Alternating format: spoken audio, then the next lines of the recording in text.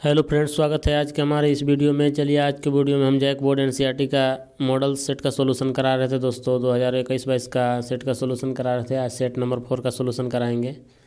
चलिए वीडियो में लास्ट तक बने रहिए। अभी तक आप मेरे चैनल को लाइक एंड सब्सक्राइब नहीं किए हैं तो जल्द से जल्द मेरे चैनल को लाइक एंड सब्सक्राइब कर दीजिए और ज़्यादा से ज़्यादा स्टूडेंटों तक शेयर कर दीजिए ताकि किसी भी प्रकार का वीडियो लोड करें तो उसका नोटिफिकेशन सबसे पहले आपको प्राप्त हो सके। दोस्तों यहाँ पे देखिए, झारखंड शैक्षिक अनुसंधान एवं प्रशिक्षण परिषद रांची द्वारा ये जारी मॉडल सेट है दोस्तों।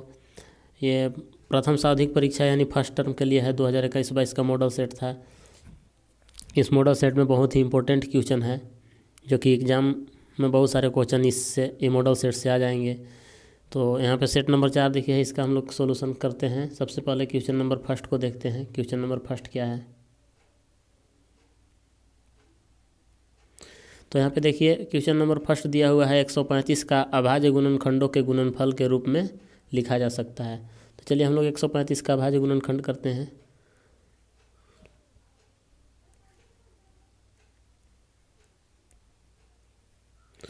तो यहाँ पे देखिए 135 को हम लोग 3 से डिवाइड करते हैं। 3 चौके 12, 3 पचे 15, 45 को करेंगे 3 से डिवाइड, 15 तिया 45, 15 को 3 से डिवाइड करेंगे, 3 पचे 15। इसके बाद यहाँ से 5 को डिवाइड करेंगे, 5 एकम 5। तो आप यहाँ पे देख सकते हैं दोस्तों 135 को हम लोग लिख सकते हैं 3 इंटू 3 इंटू 3 इंटू 5। तो यहाँ पे देखिए 3 इंटू 3 इंटू 5 आपका ऑप्शन नंबर सी में है। तो आपका सही विकल्प सी होगा। आप सी का चयन करेंगे।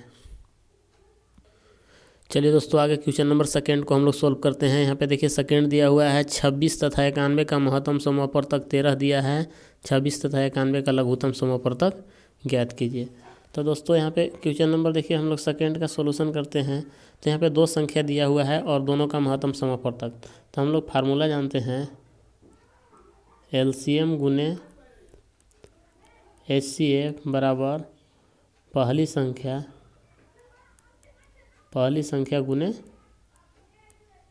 दूसरी संख्या। तो यहाँ पे देखिए दोस्तों HCF दिया हुआ है, दोनों संख्या का LCM निकालना है। तो यहाँ पे हो जाएगा LCM इक्वल टू यहाँ पे हो जाएगा LCM गुने HCF देखिए दिया हुआ है 13 और यहाँ से पहली संख्या देखिए यहाँ पे है 26 और यहाँ पे दूसरी संख्या दिया है 91। तो यहाँ पे देखिए 13 सत्ते 91, इसको हम लोग काट देंगे तो 7 बार में कट जाएगा। तो यहाँ से LCM इक्वल टू हो जाएगा 26 गुने 7। तो दोस्तों यहाँ पे गुना कर देंगे तो यहाँ पे गुना कीजिएगा तो 6 सत्ते 42 के 2 4 हो जाएगा, 7 छक्का 42 के 2 हो जाएगा, 4 हो गया, 7 दूना 14 और 4 18 दोस्तों, यानी कि 182 आपका राइट आंसर हो गया। ऑप्शन में आप देख सकते हैं ऑप्शन नंबर बी आपका सही आंसर है। चलिए दोस्तों आगे क्वेश्चन नंबर थर्ड को पढ़ते हैं। यहाँ पे देखिए क्वेश्चन नंबर थर्ड दिया हुआ है 96 और 404 का HCF है। चलिए इसका हम लोग HCF निकालते हैं। क्वेश्चन नंबर थर्ड है 96, 404 है। दोनों का अभाज्य गुणनखंड हम लोग कर लेंगे। तो चलिए यहाँ पे हम लोग 96 का कर लेते हैं। 2 से काटते हैं, 2 चौके 8, 2 अठे 16, फिर इसको 2 से काटते हैं, 2 दूना 4, 2 चौके 8, फिर 2 से काटेंगे, 12 दूना 24, 2 छक्का 12, 2 तिहाई 6, 3 एकम 3। अब यहाँ पे 404 का अभाज्य गुणनखंड करना है। तो चलिए हम लोग 404 का कर लेते हैं। तो यहाँ से काटते हैं, 2 दूना 4, 2 0 0, 2 दूना 4, यहाँ से 2 एकम 2, 2 0 0, 2 एकम 2। तो यहाँ पे देखिए हम लोग 96 को लिख सकते हैं 2 into 2 into 2 into 2 into 2 into 3। और यहाँ पे 404 का लिखना है। तो यहाँ पे 2 इंटू 2 इंटू 101। तो दोस्तों यहाँ पे देख सकते हैं HCF निकालना है। तो हम लोग लिखेंगे देयरफॉर HCF। तो यहाँ पे देखिए 1 ठो 2 मैच कर रहा है और 1 ठो 2, यानी कि 2 ठो 2 मैच कर रहा है, 2 दूना 4, यानी कि 4 आपका HCF होगा। सही विकल्प आपका बी होगा दोस्तों। चलिए दोस्तों आगे क्वेश्चन नंबर 4 को पढ़ते हैं। धनात्मक सम पूर्णांक निम्न में से किस रूप का होता है। तो आप यहाँ से देख सकते हैं धनात्मक सम पूर्णांक हम लोग यहाँ पे लिखते हैं। धनात्मक सम पूर्णांक का पैटर्न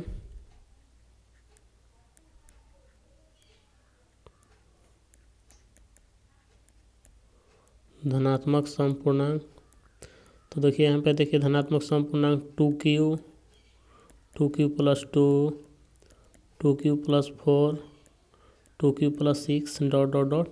तो इस तरह से दोस्तों ये धनात्मक पूर्णांक का पैटर्न है। इसमें कोई भी अगर q का मान रखिएगा तो धनात्मक संख्या निकल कर आएगा। तो यहाँ पे देख सकते हैं ऑप्शन नंबर डी आपका राइट आंसर होगा।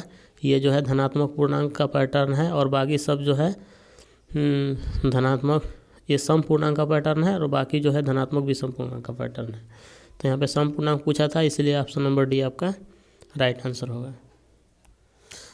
चलिए दोस्तों आगे नेक्स्ट क्वेश्चन को पढ़ते हैं। अगला क्वेश्चन दिया हुआ है द्विघात बहुपद शून्यकों का योग होगा। तो दोस्तों यहाँ पे देखिए क्वेश्चन नंबर 5 गलत है। क्वेश्चन नंबर 5 में मिस प्रिंट है दोस्तों। तो यहाँ पे क्वेश्चन नंबर 5 को हम लोग सॉल्व नहीं करेंगे, इसको हम लोग क्वेश्चन नंबर 5 को छोड़ देते हैं।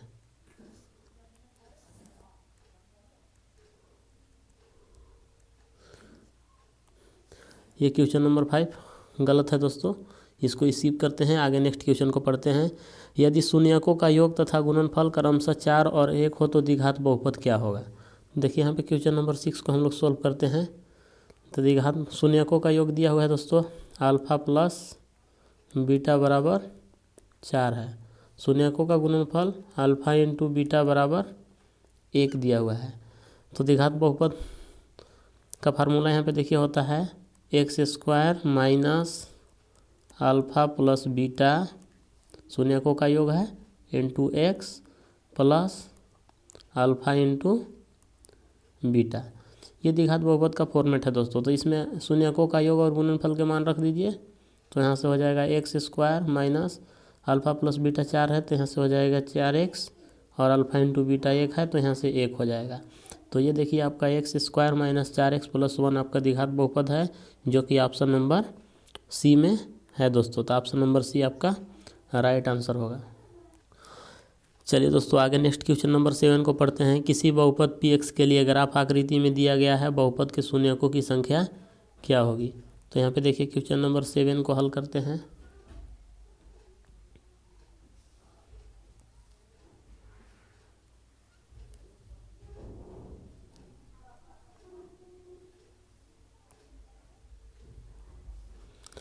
यहाँ पे दोस्तों x अक्ष है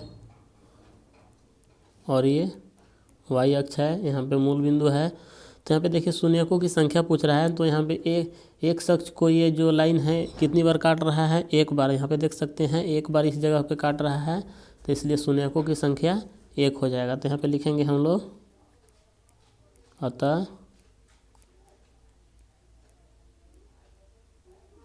शून्यकों की संख्या बराबर 1, जो कि आपका राइट आंसर यहाँ पे देख सकते हैं ऑप्शन नंबर बी है दोस्तों। ऑप्शन नंबर बी का आपको सिलेक्शन करना है।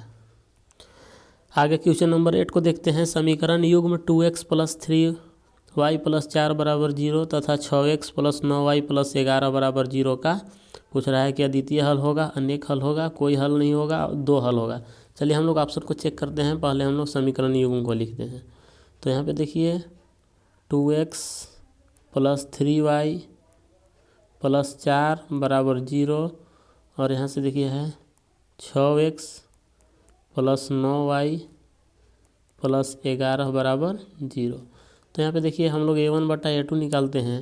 तो a1 बटा a2 बराबर हो जाएगा 2/6। तो 2 से कम 2, 2 तिहाई 6, तो 1/3 आया। अब यहाँ से b1 बटा b2 निकालते हैं। तो यहाँ से देखिए b1 बटा b2 बराबर 3/9, 3 एकम 3, 3 तरीके 9, तो 1/3 आ गया दोस्तों। और यहाँ से c1 बटा c2 निकालते हैं। तो यहाँ पे देखिए 4/11 आ रहा है। तो आप यहाँ से देख सकते हैं क्योंकि a1 बटा a2 बराबर b1 बटा b2 बराबर नहीं है c1 बटा c2। तो दोस्तों इस कंडीशन में रेखाएं समांतर होती है और इसका कोई हल नहीं होता है। तो यहाँ पे लिख लेंगे, इसलिए समीकरण युग्म का कोई हल नहीं होगा। तो आप यहाँ पे देखिए ऑप्शन नंबर आपका सी जो है कोई हल नहीं होगा, ये आपका राइट आंसर है दोस्तों। ऑप्शन नंबर सी का आपको सिलेक्शन करना होगा। आगे नेक्स्ट क्वेश्चन को देखते हैं। रेखाएं 2x + 3y = 5 और 4x + 6y = 15 का यहाँ पे फिर हल चेक करना है दोस्तों। अद्वितीय हल होगा, दो हल होगा, अनंत हल होगा, कोई हल नहीं होगा। तो चलिए यहाँ पे हम लोग क्वेश्चन नंबर 9 को लिखते हैं और समीकरण युग्म को लिखते हैं। तो समीकरण युग्म दिया हुआ है 2x + 3y = 5 और एक समीकरण है 4x + 6y = 15। तो यहाँ पे देखिए हम लोग a1/a2 निकालते हैं। तो a1/a2 बराबर हो जाएगा 2/4, 2 एकम 2, 2 दूना 4, तो 1/2 आ गया दोस्तों। अब यहाँ से b1/b2 निकालते हैं। तो यहाँ से 3/6, तो 3 एकम 3, 3 दूना 6, 1/2। c1/c2 निकालते हैं। तो c1/c2 यहाँ से हो जाएगा 5/15, 5 एकम 5, 5 3 15, 1/3 आ गया दोस्तों। तो आप यहाँ से देख सकते हैं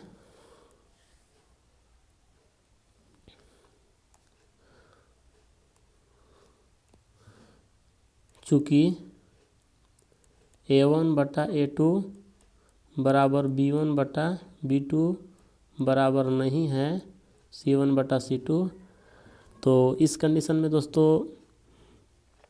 कोई हल नहीं होगा। तो यहाँ पे लिखेंगे, इसलिए समीकरण युग्म का कोई हल नहीं होगा। तो आप देख सकते हैं यहाँ से ऑप्शन नंबर आपका डी जो है राइट आंसर है। ऑप्शन नंबर डी का सिलेक्शन करना है दोस्तों। आगे अब नेक्स्ट क्वेश्चन को पढ़ते हैं। रैखिक समीकरण युग्म x = a और x = b का ग्राफीय निरूपण होगा। तो यहाँ पे देखिए क्वेश्चन नंबर 10 का दिया हुआ है, x = a है दोस्तों और यहाँ से x = b है। तो यानी x का 2 ठो मान दिया हुआ है, इसका हम लोग ग्राफ खींच लेते हैं। तो आप यहाँ पे देखिए ये y अक्ष है और इसको हम लोग x अक्ष ले लेते हैं दोस्तों।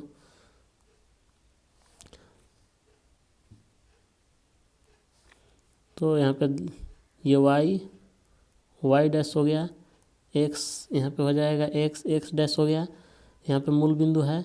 अब देखिए यहाँ पे पॉइंट की बात करें तो x का 2 ठो मान a और b दिया हुआ है। तो मान लेते हैं यहाँ पे a है दोस्तों और यहाँ पे b है।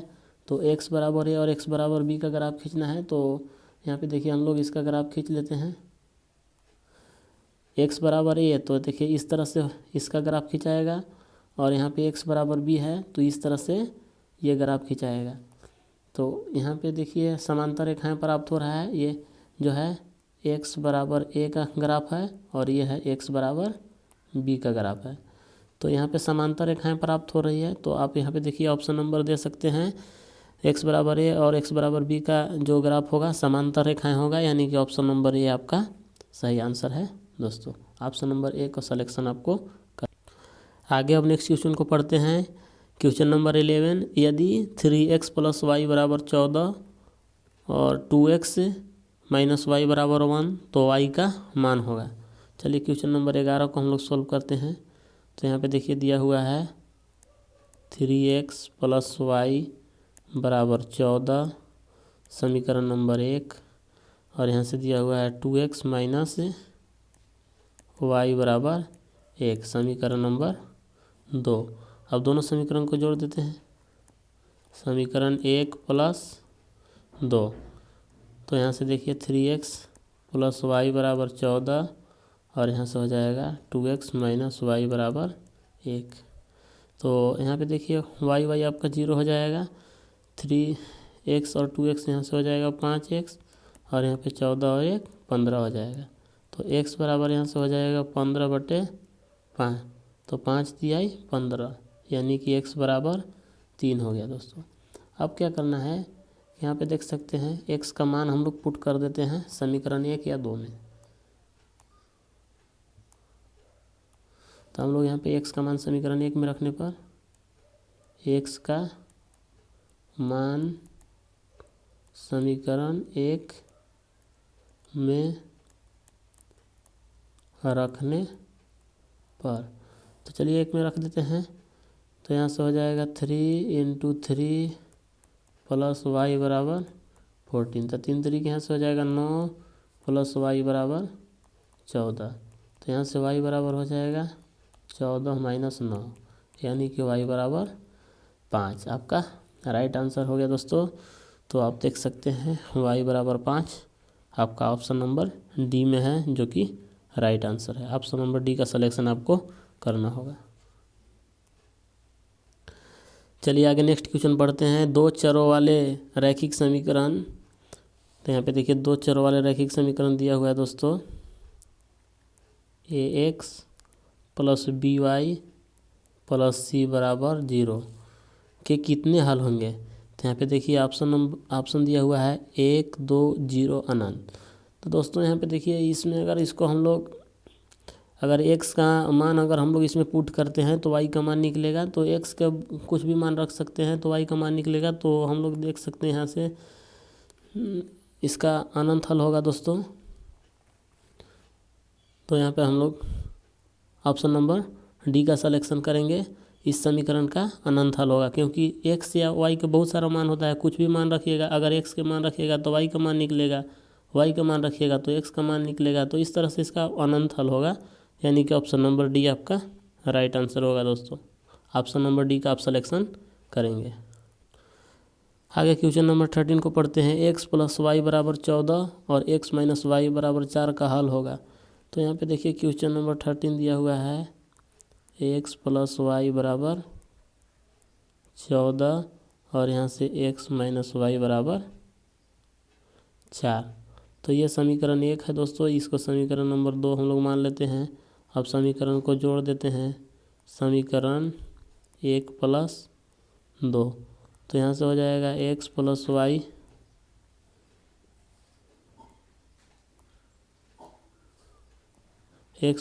= 14 और यहाँ से हो जाएगा x - y = 4। इसको जोड़ना है तो यहाँ पे देखिए y 0 हो जाएगा, x से x 2x हो जाएगा, 14 × 4 = 18। तो यहाँ से हो जाएगा, इसको काटेंगे तो 2 × 9 = 18। तो आप देख सकते हैं x = 9 आ गया। अब x का मान हम लोग समीकरण 1 में पुट कर देते हैं। तो यहाँ पे हम लोग लिखते हैं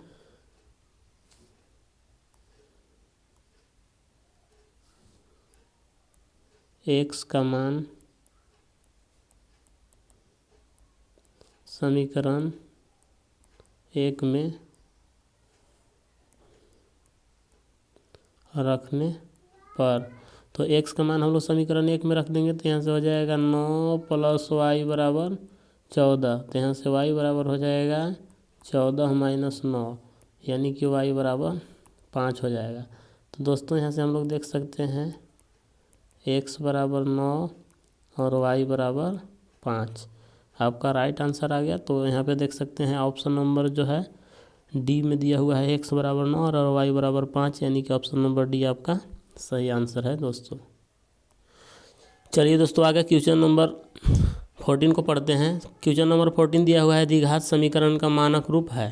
तो यहाँ पे देख सकते हैं हम लोग द्विघात समीकरण का मानक रूप लिख लेते हैं। द्विघात समीकरण जो है हम लोग के ax² + bx + c = 0 के रूप में होता है। ये जो है द्विघात समीकरण का मानक रूप है दोस्तों। तो ये आपका राइट आंसर होगा। यहाँ पे देख सकते हैं ऑप्शन नंबर बी में दिया हुआ है ax² + bx + c = 0। Option number B आपका सही आंसर है। चलिए दोस्तों आगे क्वेश्चन नंबर 15 को हम लोग पढ़ते हैं। यदि द्विघात समीकरण ax² + bx + c = 0 के मूल वास्तविक एवं समान हो तो मूल होंगे। तो यहाँ पे देखिए द्विघात समीकरण दिया हुआ है क्वेश्चन नंबर 15 का ax² + bx + c = 0। तो इसका मूल वास्तविक एवं समान कर रहा है। तो यहाँ पे हम लोग लिखेंगे चूँकि मूल वास्तविक एवं समान है इसलिए d बराबर 0 होगा। d बराबर जब 0 होता है तो मूल वास्तविक एवं समान होता है। अब चलिए हम लोग द्विघाती सूत्र लगाते हैं। तो द्विघाती सूत्र में हम लोग का फार्मूला होता है x बराबर minus B plus minus under root D बटे 2a। तो यहाँ पे देखिए दोस्तों b का मान दिया हुआ है, यहाँ पे b ही रखाएगा तो minus B plus minus D का मान 0 हो जाएगा। तो यहाँ पे देखिए 0 हो गया बटे 2a। अब यहाँ पे देखिए 0 का वर्गमूल 0 हो जाएगा तो माइनस बी बटे 2a हो जाएगा। तो यहाँ पे देखिए आपका मूल होगा माइनस बी बटे 2a। ये आपका राइट आंसर हो गया दोस्तों। तो यहाँ पे देख सकते हैं ऑप्शन नंबर सी आपका राइट आंसर है, माइनस बी बटे 2a। अब आगे नेक्स्ट क्वेश्चन 16 को सॉल्व करते हैं। द्विघात समीकरण 9x² माइनस 6x प्लस 1 बराबर 0 का विविध कर क्या होगा। तो चलिए यहाँ पे क्वेश्चन नंबर 16 को हम लोग लिखते हैं 9x² माइनस 6x प्लस 1 बराबर 0। तो यहाँ पे देख सकते हैं a बराबर 9 हो गया, b बराबर माइनस 6 और c बराबर 1 हो गया। तो चलिए हम लोग यहाँ पे d निकालते हैं। तो d बराबर हो जाएगा b² माइनस 4ac। तो b का मान देखिए यहाँ पे माइनस 6 है तो माइनस 6 का स्क्वायर हो जाएगा दोस्तों 4, a का मान 9 और c का मान 1 हो गया। तो यहाँ पे 6 छक्का 36 हो जाएगा और यहाँ पे 9 चौके 36 हो गया। तो 36 में से 36 माइनस करेंगे तो 0 होगा, यानी कि d बराबर 0 हो गया। तो यहाँ पे देखिए आपका डिस्क्रिमिनेंट 0 निकल गया, जो कि ऑप्शन नंबर सी में है दोस्तों। ऑप्शन नंबर सी का सिलेक्शन आपको करना होगा। आगे नेक्स्ट क्वेश्चन पढ़ते हैं 17। तो 17 यहाँ पे देख सकते हैं निम्न में से द्विघाती सूत्र कौन है। तो दोस्तों यहाँ पे देखिए द्विघाती सूत्र का जो है सूत्र पूछ रहा है कि कौन होगा। तो यहाँ पे ऑप्शन नहीं दिया हुआ है, ऑप्शन मिसप्रिंट है दोस्तों। तो हम लोग द्विघाती सूत्र लिख लेते हैं। यहाँ पे देखिए 17 का आंसर आपका हो जाएगा द्विघाती सूत्र x बराबर होता है minus B plus minus under root D बटे 2a। या अगर ऐसा ऑप्शन में नहीं रहेगा तो यहाँ पे देख सकते हैं इस तरह का रहेगा x बराबर minus B plus minus D का मान रहेगा दोस्तों b² माइनस 4ac बटे 2a। तो इस तरह से ये ऑप्शन में रहेगा या तो ये रहेगा, दोनों में से कोई अगर जो भी होगा आप सिलेक्शन कर लेंगे। यहाँ पे ऑप्शन नहीं दिया हुआ है, क्वेश्चन मिसप्रिंट है, ये आपका राइट आंसर होगा। चलिए दोस्तों आगे क्वेश्चन नंबर 18 को पढ़ते हैं। यदि 2x² प्लस kx प्लस 3 बराबर 0 का मूल समान हो तो k का मान होगा। तो यहाँ पे देखिए मूल समान कह रहा है, पहले द्विघात समीकरण लिखते हैं। 2x² प्लस kx प्लस 3 बराबर 0 है। तो यहाँ पे देखिए मूल समान है तो यहाँ पे लिखेंगे चूँकि मूल समान है इसलिए d बराबर 0 हो जाएगा। चूँकि d बराबर 0 होता है तो मूल समान होता है। अब d बराबर हम लोग जानते हैं b² माइनस 4ac। तो यहाँ पे रख देंगे b² माइनस 4ac बराबर 0। तो दोस्तों यहाँ से देखिए b का मान k दिया हुआ है तो यहाँ से हो जाएगा k², यहाँ पे 4 हो जाएगा, a का मान 2 और c का मान 3 है बराबर 0। तो यहाँ से हो जाएगा k², यहाँ पे देखिए 3 दूना 6 चौके 24 हो जाएगा तो माइनस 24 बराबर 0। अब यहाँ से k² बराबर हो जाएगा 24। तो k² बराबर 24 हो गया दोस्तों। अब यहाँ से हम लोग क्या करेंगे, देखिए यहाँ पे स्क्वायर को उधर कर लीजिए तो यहाँ से हो जाएगा k बराबर अंडर रूट 24 हो जाएगा। अब दोस्तों यहाँ पे देखिए इसका हम लोग गुणनखंड कर देते हैं तो हम लोग के k बराबर हो जाएगा, इसको हम लोग लिख सकते हैं 4 छक्का 24। तो 4 के वर्गमूल देखिए 2 निकल जाएगा तो 2√6 हो जाएगा k का मान। ये आपका राइट आंसर है दोस्तों। तो यहाँ पे देखिए इसमें भी ऑप्शन नहीं दिया हुआ है, ऑप्शन मिसप्रिंट है। तो k बराबर आपका 2√6 राइट आंसर होगा, जो कि सही आंसर है दोस्तों। अब आगे नेक्स्ट क्वेश्चन 19 को देखते हैं। यदि b² माइनस 4ac बराबर 0 हो तो मूल होगा। तो यहाँ पे देखिए कंडीशन दिया हुआ है यदि b² माइनस 4ac बराबर 0। तो दोस्तों यहाँ पे b² माइनस 4ac बराबर 0, तो मूल वास्तविक एवं बराबर होगा।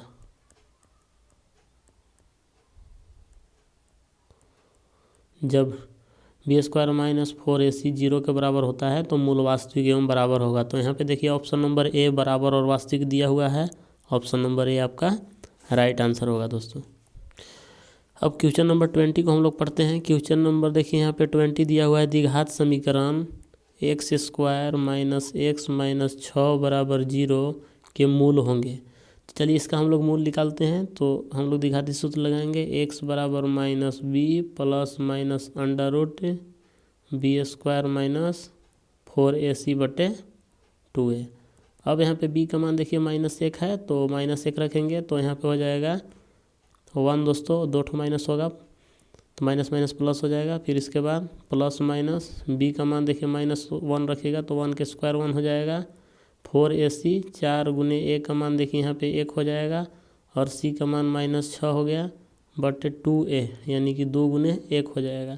तो यहाँ से 1 प्लस माइनस यहाँ पे देख सकते हैं 6 चौके 24, माइनस माइनस प्लस हो जाएगा दोस्तों, तो 24 और 1 25 होगा, 25 बटे 2 हो जाएगा। अब यहाँ से 1 प्लस माइनस 25 के वर्गमूल 5 होगा तो 5 बटे 2 होगा दोस्तों। अब यहाँ पे क्या करना है कि x का मान एक बार हम लोग प्लस में और एक बार माइनस में ले लेंगे। तो चलिए यहाँ पे देखिए हम लोग 2 ठो मान ले लेते हैं।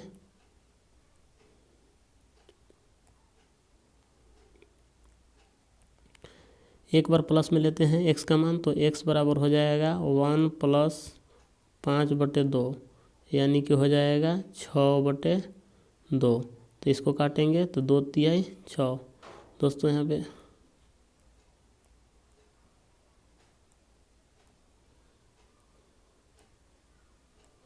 चलिए x बराबर हम लोग ले लेते हैं 1 प्लस 5 बटे 2, यानी कि हो जाएगा 6 बटे 2। तो इसको काटेंगे तो 2 तिहाई 6, यानी कि x का मान 3 आ गया।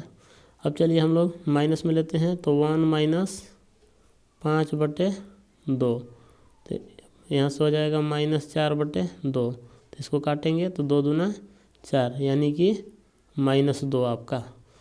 तो यहाँ पे देख सकते हैं x का 2 मान आ गया, माइनस यहाँ पे 2 आया है और 3 आया है। तो ऑप्शन नंबर देखिए यहाँ पे कौन सा दिया हुआ है, -2 और 3।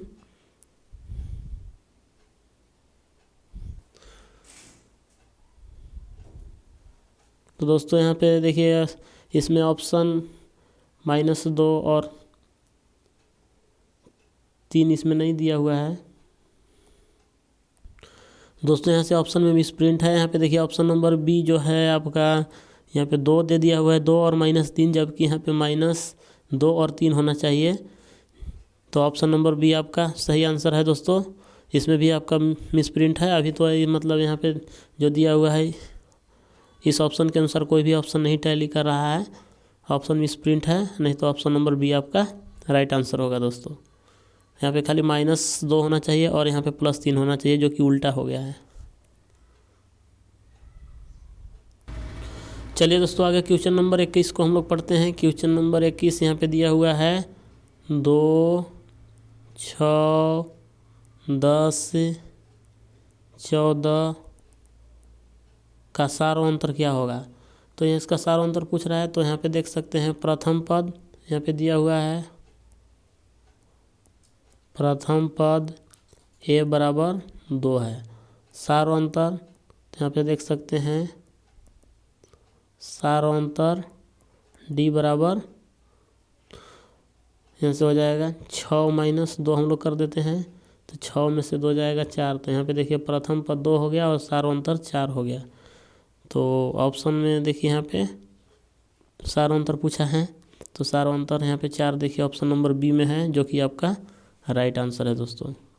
आगे नेक्स्ट क्वेश्चन 22 को पढ़ते हैं। 3, 8, 13, 18 का कौन सा पद 78 होगा। चलिए इसको हम लोग क्वेश्चन नंबर 22 को लिखते हैं। यहाँ पे दिया हुआ है 3, 8, 13, 18 डॉट डॉट है। इसका कौन सा पद 78 है? तो मान लेते हैं एनवा पद 78 है। माना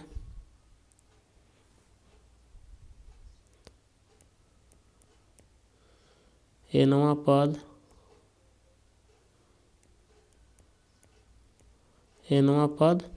78 है। तो यहाँ से दोस्तों देख सकते हैं ए बराबर 3, डी बराबर हो जाएगा 8 - 3 यानी कि 5 और ए एन बराबर 78। अब हम लोग फार्मूला लगाते हैं एनवा पद के, तो ए एन बराबर ए plus A N -1 into D हो जाएगा। ए एन का मान 78 है, ए का मान 3, ए एन -1 और डी का मान 5। तो यहाँ पे देख सकते हैं दोस्तों 78 - 3/5, 5 को भी इधर कर लिए तो यहाँ से n -1 हो गया। तो 78 में से 3 माइनस करेंगे तो यहाँ से हो जाएगा 75/5 बराबर n -1 हो गया। अब यहाँ से इसको हम लोग 5 से काटेंगे तो 15 × 5 = 75, 15 बार में कट रहा है दोस्तों। तो आप यहाँ से देख सकते हैं n -1 बराबर 15, तो n बराबर हो जाएगा 15 + 1 यानी कि n बराबर 16, यानी कि 16वां पद 78 होगा, जो कि आपका राइट आंसर है दोस्तों। चलिए आगे क्वेश्चन नंबर हम लोग 23 को पढ़ते हैं। क्वेश्चन नंबर 23 दिया हुआ है 10 और 250 के बीच में 4 के कितने गुणज हैं। क्वेश्चन नंबर 23 देखिए दोस्तों, 10 और 250 के बीच में 4 के गुणज, तो यहाँ पे देखिए 12 हो जाएगा, 4 चौके 16, 4 पचे 20, इस तरह से आगे बढ़ते जाएगा। और अंतिम गुणज जो है 250 के नीचे यानी कि 248 होगा। ये 4 का गुणज है। अब देखिए यहाँ से प्रथम पद ए बराबर दिया हुआ है 12 और यहाँ से डी बराबर हो जाएगा 16 - 12 यानी कि 4 हो जाएगा। और अंतिम पद ए एन बराबर 248 होगा। अब यहाँ से हम लोग ए एन वाला फार्मूला लगाते हैं, तो ए एन बराबर हो जाएगा ए प्लस एन -1 इंटू डी। तो देखिए एनवा पद यहाँ पे दिया हुआ है 248, ए का मान है 12 प्लस n -1 इंटू डी का मान, तो डी का मान यहाँ पे देखिए 4 है। अब यहाँ से हो जाएगा 248 - 12/4 बराबर n -1। तो यहाँ पे देखिए इसको माइनस करते हैं, तो माइनस करेंगे तो यहाँ पे 6, 4 में से 1 माइनस करेंगे 3/2, 236/4। तो यहाँ पे देखिए इसको काटेंगे तो 4 पचे 20 और 4 9 36 यानी कि 59 बार में कट गया दोस्तों। इधर n -1 हो गया। अब यहाँ से हम लोग n -1 बराबर 59, तो यहाँ से हो जाएगा n बराबर 59 + 1 यानी कि n बराबर 60, यानी कि 10 और 250 के बीच में 4 के 60 गुणज है दोस्तों, जो कि आपका राइट आंसर है। ऑप्शन नंबर यहाँ पे देखिए बी आपका सही आंसर है। चलिए अब आगे क्वेश्चन नंबर 24 को पढ़ते हैं। प्रथम पद ए और अंतिम पद एन वाली एपी के एन पदों का योग क्या होगा। तो देखिए यहाँ पे एन पदों का योग क्वेश्चन नंबर 24 का यहाँ पे देखिए आंसर दोस्तों, यहाँ पे क्वेश्चन ऑप्शन में गलत दिख रहा है, इस तरह का नहीं होगा। तो प्रथम पद ए और अंतिम पद ए एन वाली एपी के एन पदों का योग, तो फार्मूला यहाँ पे देखिए होता है एक ठो एस एन बराबर n/2 2a plus n -1 into D, एक ठो ए होता है दोस्तों। और यहाँ पे दूसरा फार्मूला देखिए एस एन बराबर होता है n/2 a plus A L, ये हो गया। या इसको ऐसे भी लिख सकते हैं एस एन बराबर n/2 ए प्लस अंतिम पद को इस तरह से लिखा जा सकता है। तो इसमें से कोई भी हो सकता है, या तो ये वाला होगा या तो इसको 3 में से कोई ऑप्शन दिए रहेंगे। यही 3 ठो फार्मूला है एन पदों के योगफल वाला, जो कि आपका राइट आंसर है दोस्तों। यहाँ पे ऑप्शन आपका मिसप्रिंट लग रहा है, आप देख लेंगे इसको। चलिए दोस्तों आगे क्वेश्चन नंबर 25 को देखते हैं। तो यहाँ पे देखिए क्वेश्चन नंबर 25, त्रिभुज ए बी सी और पी क्यू आर के लिए कौन सा कथन सत्य है। तो यहाँ पे देखिए इस तरह से इसमें विकल्प दिया हुआ है दोस्तों। तो ये जो डाटा दिया हुआ है, डाटा इस तरह से नहीं होगा। यहाँ पे देखिए त्रिभुज दिया हुआ है ABC, और यहाँ पे और त्रिभुज है PQR। तो इसका भुजा देखिए दिया हुआ है दोस्तों, AB बराबर यहाँ से हो जाएगा 2, तो यहाँ से PQ बराबर 4 होगा, और यहाँ से BC बराबर देखिए दिया हुआ है 3, और यहाँ से QR दिया हुआ है आपका 6। इस तरह से होगा। ये सेंटीमीटर में है, सेंटीमीटर में सबको कर देते हैं। ये 3 सेंटीमीटर, ये सेंटीमीटर में हो जाएगा। और यहाँ पे देखिए दोस्तों AC दिया हुआ है 2.5 सेंटीमीटर, तो यहाँ से हो जाएगा PR बराबर 5 सेंटीमीटर। तो यहाँ पे देखिए दोनों त्रिभुज जो है ये समानानुपात में है। ये त्रिभुज AB बटे PQ, और यहाँ से BC बटे QR, और AC बटे PR। तो यहाँ पे लिख सकते हैं दोनों त्रिभुज समरूप है। तो इसलिए त्रिभुज ABC समरूप त्रिभुज PQR होगा, जो कि ऑप्शन नंबर यहाँ पे देखिए ए आपका सही आंसर है। यहाँ पे समरूप का चिन्ह होगा दोस्तों, ABC और PQR दोनों समरूप त्रिभुज है। चलिए आगे क्वेश्चन नंबर हम लोग 26 को देखते हैं। यहाँ पे 26 निम्न में से कौन सी आकृति समरूप नहीं है। तो आकृति में देखिए ऑप्शन नंबर ए में दिया हुआ है वृत्त, समद्विबाहु त्रिभुज, वर्ग, समबाहु त्रिभुज। तो यहाँ पे देखिए ऑप्शन नंबर बी आपका राइट आंसर होगा। समद्विबाहु त्रिभुज जो है समरूप त्रिभुज, समरूप नहीं है, समरूप आकृति। तो ऑप्शन नंबर बी आपका राइट आंसर होगा दोस्तों, यानी कि 26वां के आंसर आपका बी होगा, समद्विबाहु त्रिभुज, समद्विबाहु त्रिभुज। अब 27 क्वेश्चन को पढ़ते हैं। आकृति में यदि DE समांतर BC हो, कर रहा है DE समांतर BC, यहाँ पे दोस्तों समांतर का चिन्ह होगा 27 में, चूँकि DE समांतर। तो दोस्तों यहाँ पे देखिए DE समांतर BC दिया हुआ है, DE समांतर BC है, और यहाँ पे देख सकते हैं AD बराबर 3 सेंटीमीटर है, AD बराबर 3 सेंटीमीटर, BD बराबर 1.5 सेंटीमीटर,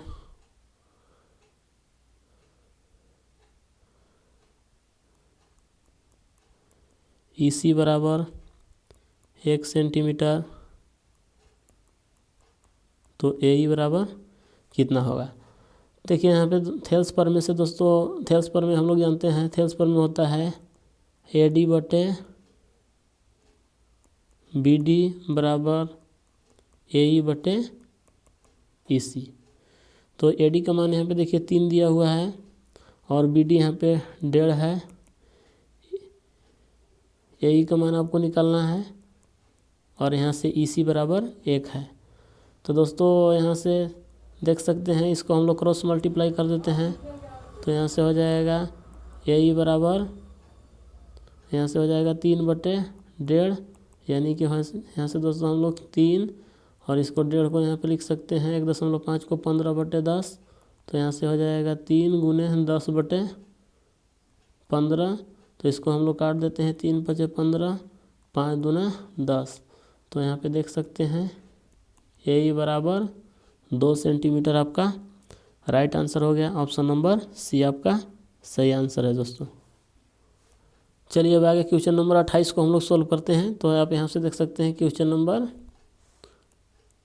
28। यहाँ पे 2 त्रिभुज दिया हुआ है, त्रिभुज ABC समरूप त्रिभुज PRQ है। अब इसमें दोस्तों यहाँ पे देखिए कोण A बराबर दिया हुआ है 30 डिग्री, कोण B बराबर दिया हुआ है 70 डिग्री, और यहाँ से कोण C दिया हुआ है 80 डिग्री। तो दोस्तों यहाँ से हम लोग देख सकते हैं ये दोनों त्रिभुज समरूप है, तो समरूप त्रिभुज के संगत कोण बराबर होते हैं। तो यहाँ से हो जाएगा कोण ए बराबर कोण पी, कोण बी बराबर हो जाएगा कोण आर, और यहाँ से हो जाएगा कोण सी बराबर कोण क्यू। तो यहाँ पे देखिए कोण क्यू का मान पूछा था कि क्यू का मान कितना होगा, तो यहाँ पे देखिए सी का मान दिया हुआ है 80 डिग्री, तो यहाँ पे कोण क्यू बराबर 80 डिग्री, जो कि आपका राइट आंसर है 80 डिग्री। तो देखिए यहाँ पे दोस्तों ऑप्शन देखते हैं, ऑप्शन कौन सा दिया हुआ है, ऑप्शन नंबर यहाँ पे सी है आपका right answer. Option number C का आपको सिलेक्शन करना है दोस्तों। चलिए दोस्तों अगला क्वेश्चन पढ़ते हैं। क्वेश्चन नंबर 29 देखिए दिया हुआ है, त्रिभुज ए बी सी और बी डी ई दो समबाहु त्रिभुज इस प्रकार है कि डी भुजा बी सी का मध्य बिंदु है। त्रिभुज ए बी सी और बी डी ई के क्षेत्रफलों का अनुपात पूछ रहा है। तो यहाँ पे देखिए ये जो है आपका क्षेत्रफलों का अनुपात हो जाएगा, क्वेश्चन नंबर 29 है, तो इसका हो जाएगा ऑप्शन नंबर सी, और इसका आंसर ऑप्शन नंबर सी होगा दोस्तों 4:1 आपका राइट आंसर होगा। चलिए दोस्तों आगे क्वेश्चन नंबर 30 को हम लोग पढ़ते हैं। 10 मीटर लंबी एक सीढ़ी एक दीवार पर टिकाने पर भूमि से 8 मीटर की ऊंचाई पर स्थित खिड़की तक पहुंचती है। दीवार के आधार से सीढ़ी के निचले सिरे की दूरी क्या होगी।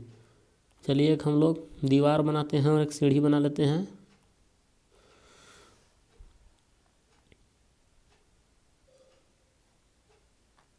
ये दीवार है दोस्तों, और यहाँ पे देखिए ये आधार है, और यहाँ पे देखिए सीढ़ी हम बना लेते हैं। ये मान लीजिए सीढ़ी है इस तरह से,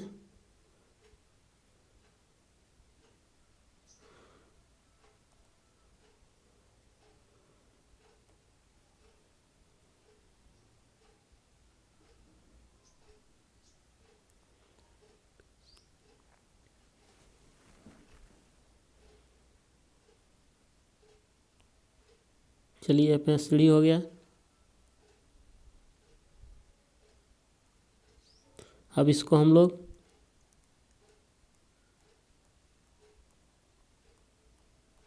ये दोस्तों सीढ़ी है 10 मीटर लंबा है, और यहाँ पे देखिए दीवार की ऊंचाई दिया हुआ है 8 मीटर ऊंचाई पर है, तो यहाँ से हो जाएगा 8 मीटर। अब इसको हम लोग ए बी सी नाम देते हैं। तो यहाँ पे देखिए इसको निकालना है, तो मान लीजिए x मीटर है। तो चलिए दोस्तों यहाँ से देखिए हम लोग इसको पाइथागोरस प्रमेय लगाते हैं। यहाँ पे 90 डिग्री है, तो पाइथागोरस प्रमेय यहाँ पे देखिए कर्ण हो जाएगा AC का स्क्वायर इक्वल टू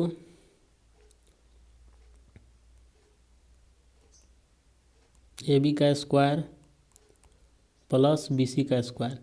तो AC यहाँ पे 10 हो जाएगा, तो 10 का स्क्वायर, AB 8 है तो यहाँ से 8 का स्क्वायर प्लस यहाँ पे BC x है तो x स्क्वायर हो जाएगा। तो यहाँ पे हो जाएगा 10 दहाँ 100, और यहाँ से 8 8 64 प्लस x स्क्वायर। अब आगे क्या करना है, तो यहाँ पे देखिए हो जाएगा 100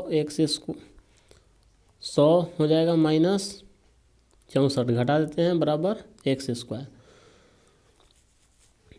तो 100 में से 64 घटाओगे तो यहाँ पे 6 9 में से 6 3 36 होगा बराबर x स्क्वायर, यानी कि x स्क्वायर बराबर x बराबर हो जाएगा √36।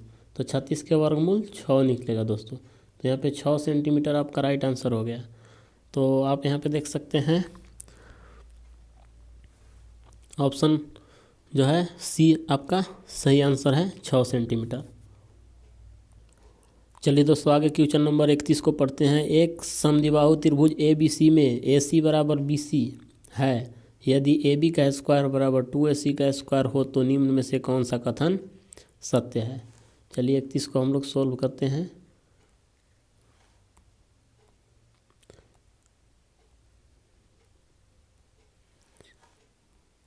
यहाँ से ABC एक त्रिभुज बना लेते हैं।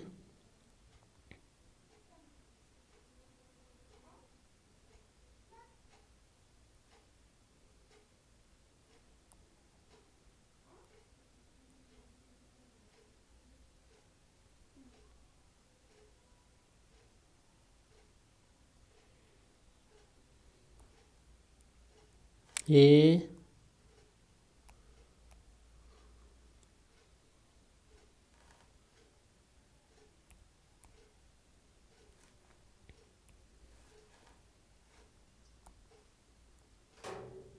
ABC एक त्रिभुज हो गया।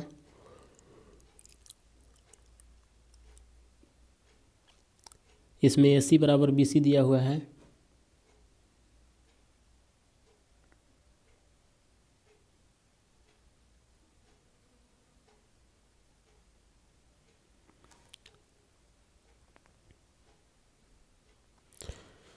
तो इसमें दोस्तों हम लोग यहाँ पे देखिए AB का स्क्वायर बराबर 2AC दिया हुआ है। तो चलिए हम लोग यहाँ पे कर लेते हैं AB का स्क्वायर बराबर 2AC का स्क्वायर। तो यहाँ से हो जाएगा AB का स्क्वायर बराबर AC का स्क्वायर प्लस AC का स्क्वायर।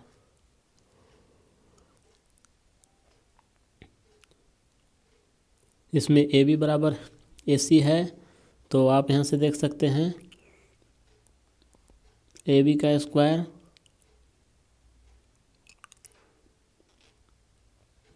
और यहाँ से हो जाएगा AC का स्क्वायर और एक ठो यहाँ पे AC बराबर BC दिया हुआ है, तो यहाँ से हो जाएगा BC का स्क्वायर। तो दोस्तों यहाँ पे देखिए हम लोग जो ट्रायंगल बनाया है इसमें इस तरह से हम लोग के नामकरण ऐसे करना पड़ेगा।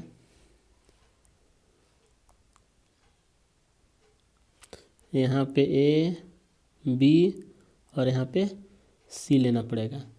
तो यहाँ पे देखिए AC बराबर BC हो जाएगा। अब यहाँ पे देख सकते हैं ये जो है पाइथागोरस प्रमेय को संतुष्ट कर रहा है, यानी कि कर्ण का स्क्वायर बराबर लंब का स्क्वायर प्लस आधार का स्क्वायर है। तो इसमें पूछ रहा है कि त्रिभुज ABC क्या होगा, तो यहाँ पे लिखेंगे अतः त्रिभुज ABC एक समकोण त्रिभुज होगा। एक समकोण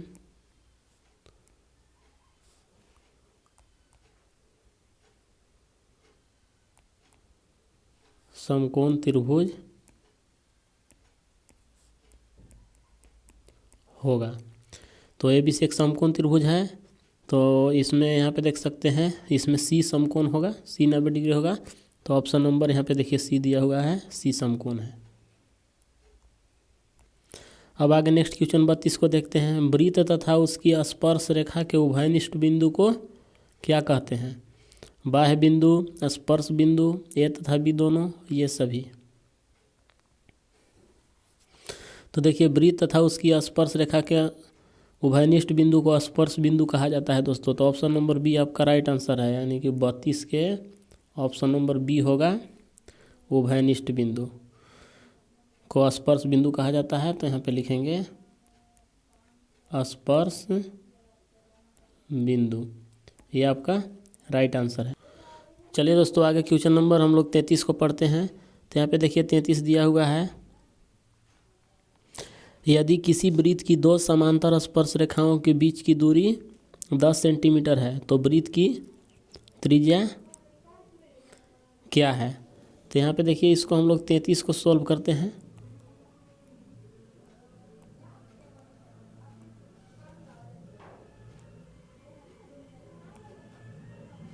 अब यहाँ पे एक वृत्त बना लिए। अब इसमें हम लोग देखिए दो समांतर रेखा खींचते हैं। तो एक समांतर रेखा देखिए हम लोग यहाँ पे खींच दिए, एक समांतर रेखा और यहाँ पे हम लोग खींच देते हैं। अब इसके बीच की दूरी यहाँ पे दिया हुआ है 10 सेंटीमीटर है। तो यहाँ पे देखिए दोनों समांतर रेखाओं के बीच की दूरी 10 सेंटीमीटर हम लोग ले लेते हैं। ये 10 सेंटीमीटर है, 10 सेंटीमीटर। तो यहाँ पे देखिए हम लोग अगर इस रेखा का नाम समांतर रेखा का देना चाहते हैं तो यहाँ पे M लिख देते हैं और यहाँ से हो जाएगा PQ। अब इसके बीच की दूरी 10 सेंटीमीटर है, इसको नाम देते हैं मान लीजिए यहाँ पे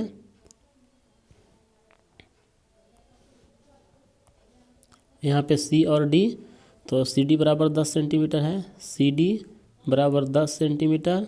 तो इसमें देखिए ये व्यास है वृत्त का, तो इसका आधा कर देंगे तो त्रिज्या हो जाएगा। तो यहाँ पे त्रिज्या पूछा है, तो इसलिए यहाँ पे हो जाएगा त्रिज्या आर बराबर 10/2, तो 2×10 यानी कि 5 सेंटीमीटर आपका राइट आंसर होगा। तो ऑप्शन नंबर बी आपका सही आंसर है दोस्तों। चलिए दोस्तों आगे क्वेश्चन नंबर 34 को हम लोग यहाँ पे सोल्व करते हैं। क्वेश्चन नंबर देखिए यहाँ पे 34 दिया हुआ है, ओ केंद्र वाले वृत्त में पी टी तथा टी क्यू वृत्त की दो स्पर्श रेखाएं इस प्रकार है कि पी ओ क्यू बराबर 80 डिग्री हो तो पी टी क्यू बराबर है। चलिए हम लोग ओ केंद्र वाला एक वृत्त बना लेते हैं। यहाँ पे देखिए ओ केंद्र का एक वृत्त है और इसमें पी टी और टी क्यू दो स्पर्श रेखा है। चलिए एक स्पर्श रेखा यहाँ से हम लोग खींच लेते हैं, एक स्पर्श रेखा यहाँ से हम लोग खींच लेते हैं और इसमें बिंदु यहाँ पे देखिए टी है, टी पी और टी क्यू दो स्पर्श रेखा है।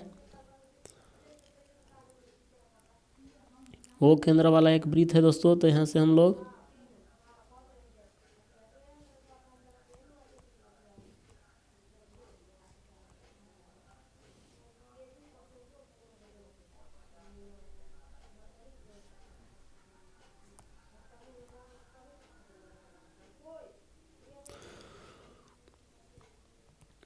अब देखिए यहाँ पे दिया हुआ है पी ओ क्यू, यहाँ पे केंद्र वो है पी ओ क्यू 80 डिग्री है, तो इसको हो जाएगा 80 डिग्री और ये 80 डिग्री हो गया। यहाँ पे देखिए 90 डिग्री है और ये 90 डिग्री हो जाएगा।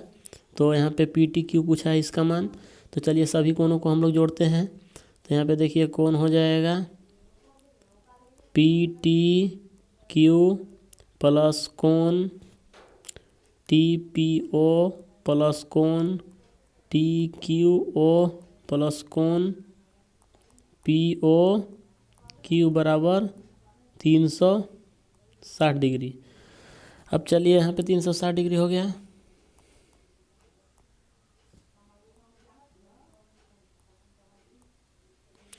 अब इसका पी टी क्यू निकालना है, तो दोस्तों यहाँ से हो जाएगा पी टी क्यू प्लस इसका मान हो जाएगा टी पी ओ का 90 degree plus T Q O का मान हो जाएगा 90 degree plus P O Q हो जाएगा 80 डिग्री बराबर 360 डिग्री।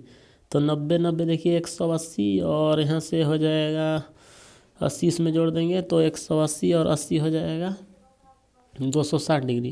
तो यहाँ से हो जाएगा P T Q plus 260 degree बराबर 360 डिग्री।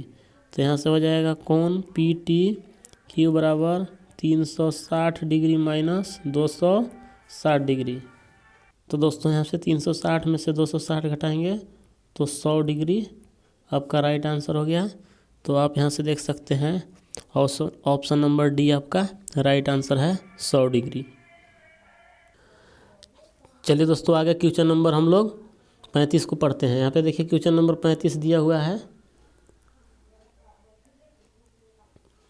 स्पर्श बिंदु पर खींची गई त्रिज्या उस पर, यहाँ पे खाली जगह है भरना है। तो चलिए स्पर्श बिंदु पर एक हम लोग त्रिज्या खींचते हैं।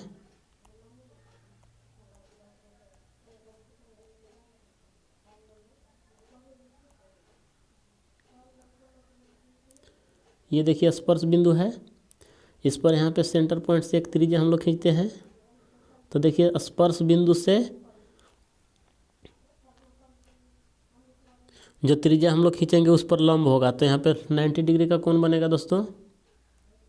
यहाँ पे देखिए 90 डिग्री का कोण बनता है, ये ओ केंद्र है और यहाँ पे मान लीजिए पी स्पर्श बिंदु है। तो स्पर्श बिंदु पर खींची गई त्रिज्या उस पर लंब होती है, तो यहाँ पे लंब भराएगा दोस्तों। ऑप्शन नंबर ए आपका राइट आंसर है। अब क्वेश्चन नंबर हम लोग आगे देखते हैं 36 को। तो क्वेश्चन नंबर यहाँ पे 36 दिया हुआ है, आर त्रिज्या वाले वृत्त के उस त्रिज्याखंड का क्षेत्रफल जिसका कोण पी है निम्नलिखित है। तो यहाँ पे देखिए कोण दिया हुआ है पी डिग्री है, तो आर त्रिज्या वाले वृत्त के त्रिज्या खंड का क्षेत्रफल, यहाँ पे हम लोग लिखते हैं आर त्रिज्या वाले वृत्त के त्रिज्या खंड का क्षेत्रफल बराबर थीटा बटे 360 गुने पाई आर स्क्वायर होगा। तो थीटा का मान यहाँ पे पी डिग्री दोस्तों है, तो यहाँ पे हो जाएगा पी बटे 360 गुने पाई आर स्क्वायर। तो ये आपका राइट आंसर है। तो आप यहाँ पे देख सकते हैं, यहाँ पे देखिए दोस्तों ऑप्शन ए और बी कुछ नहीं दिया हुआ है, सी भी नहीं दिया हुआ है, डी इनमें से कोई नहीं है, तो यहाँ पे ऑप्शन गलत है, ये आपका राइट आंसर है। चलिए अब आगे क्वेश्चन नंबर हम लोग 37 को देखते हैं। तो क्वेश्चन नंबर 37 यहाँ पे देखिए दिया हुआ है, वृत्त के केंद्र से किसी बिंदु के बीच की दूरी को क्या कहते हैं।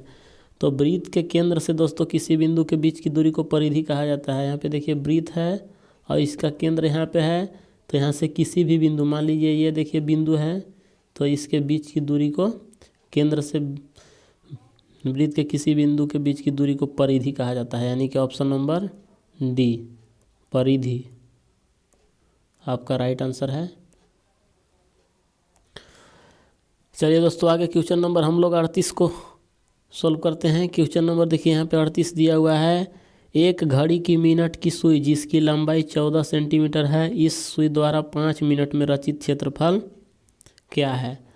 तो यहाँ पे सुई की लंबाई देखिए दिया हुआ है, घड़ी के सुई की लंबाई यहाँ पे लिख लेते हैं, घड़ी के सुई की लंबाई बराबर 14 सेंटीमीटर, यानी कि त्रिज्या दिया हुआ है 14 सेंटीमीटर, मतलब त्रिज्या आर बराबर 14 सेंटीमीटर। अब दोस्तों यहाँ पे देखिए 5 मिनट में रचित क्षेत्रफल, तो यहाँ पे सुई द्वारा 1 मिनट में बनाया गया कोण 6 डिग्री का होता है। तो यहाँ पे देखिए हम लोग लिखेंगे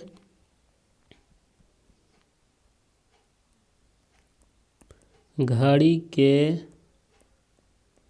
मिनट की सुई द्वारा 5 मिनट में बनाया गया कोण बराबर 1 मिनट में 6 डिग्री का कोण बनाता है दोस्तों, तो 5 मिनट में 6 गुने 5 यानी कि 30 डिग्री का कोण बनाएगा। तो 5 मिनट में अब रचित क्षेत्रफल निकालना है। तो यहाँ पे देखिए त्रिज्या 14 सेंटीमीटर थीटा 30 डिग्री है, तो हम लोग त्रिज्या खंड का फार्मूला लगा लेंगे। तो यहाँ पे हम लोग लिख लेते हैं त्रिज्या खंड का क्षेत्रफल, या दोस्तों इसको हम लोग त्रिज्या खंड नहीं लिखते हैं, 5 मिनट में रचित क्षेत्रफल लिखते हैं।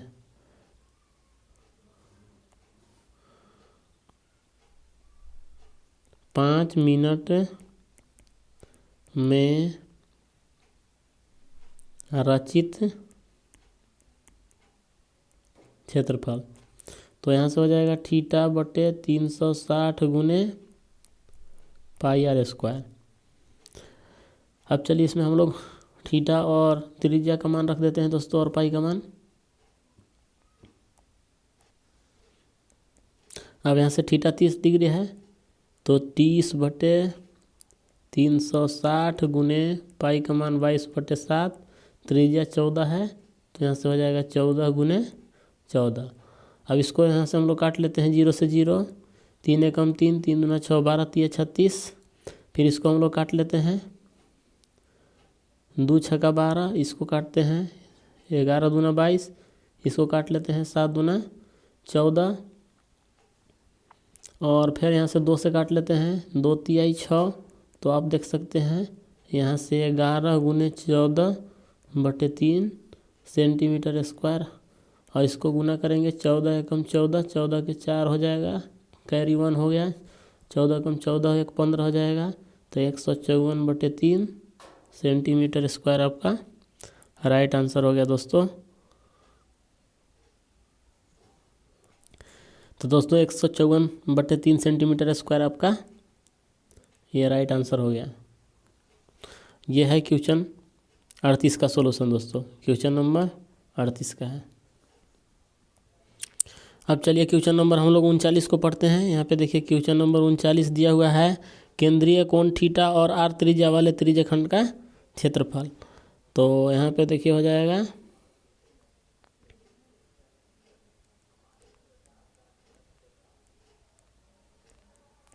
केंद्रीय कोण थीटा और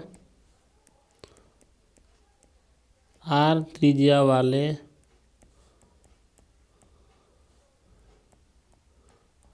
त्रिज्यखंड का क्षेत्रफल बराबर थीटा बटे 360 गुने पाई आर स्क्वायर। ये आपका राइट आंसर है दोस्तों।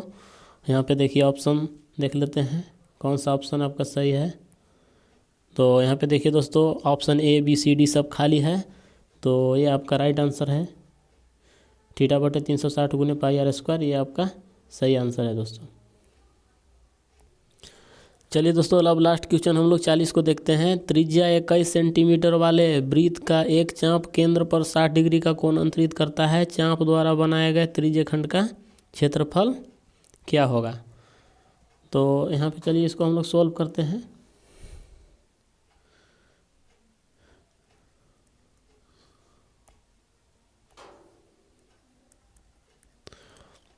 आर बराबर दिया हुआ है 21 सेंटीमीटर, थीटा बराबर दिया हुआ है 60 डिग्री। तो चाप द्वारा बनाए गए त्रिज्यखंड का क्षेत्रफल, चाप द्वारा बनाए गए त्रिज्यखंड का क्षेत्रफल बराबर हो जाएगा थीटा बटे 360 गुने पाई आर स्क्वायर। तो दोस्तों यहाँ से हम लोग चलिए दोस्तों अब यहाँ से हम लोग मान पुट करते हैं। थीटा का मान 60 डिग्री है, तो यहाँ से हो जाएगा 60/360 गुने पाई का मान हम लोग रख लेते हैं 22/7। और यहाँ पे त्रिज्या देखिए 21 है, तो 21 गुने 21 हो जाएगा। अब इसको हम लोग यहाँ पे काट लेते हैं। 6 छक्का 36, 6 बार पे कट गया दोस्तों। और यहाँ पे इसको हम लोग 7 7 21 3 बार में 3 से काटते हैं। 3 दूना 6 2 बार में 2 से काटते हैं, 2 11 22, यानी कि 11 गुने 21 सेंटीमीटर स्क्वायर। अब इसको हम लोग गुना कर लेते हैं। 11 कम 11 के 1 हो जाएगा, हासिल 1 हो गया दोस्तों। 11 कम 11 और 1 12 हो जाएगा। सॉरी 11 दूना 22 और 1 23 होगा दोस्तों। तो यहाँ पे हो जाएगा 231 सेंटीमीटर स्क्वायर आपका राइट आंसर होगा। यानी कि ऑप्शन नंबर यहाँ पे देख सकते हैं सी आपका सही आंसर है, 231 सेंटीमीटर स्क्वायर। तो इस तरह से दोस्तों क्वेश्चन 40 तक सॉल्यूशन हम लोग कंप्लीट कर लिए, यानी कि सेट नंबर 4 का सभी क्वेश्चन का सॉल्यूशन कंप्लीट हो गया। तो दोस्तों अभी तक आप मेरे चैनल को लाइक एंड सब्सक्राइब नहीं किए हैं, तो कृपया जल्द से जल्द मेरे चैनल को लाइक एंड सब्सक्राइब कर दीजिए और ज़्यादा से ज़्यादा स्टूडेंट तक शेयर कर दीजिए, ताकि जैक बोर्ड के सभी विद्यार्थियों को इसका लाभ मिल सके। दोस्तों हमारे अगर इस वीडियो का आपको पीडीएफ चाहिए तो इसका पीडीएफ हम देखिए टेलीग्राम पर पीडीएफ डाल देंगे। आप डिस्क्रिप्शन बॉक्स में जाकर वहाँ पे मेरा टेलीग्राम चैनल का लिंक वीडियो में मिलेगा, आप वहाँ से इसका पीडीएफ प्राप्त कर सकते हैं दोस्तों। तब तक के लिए धन्यवाद, मिलते हैं आगे नेक्स्ट वीडियो में। इसी तरह से मेरे चैनल पर जुड़े रहिए। धन्यवाद दोस्तों।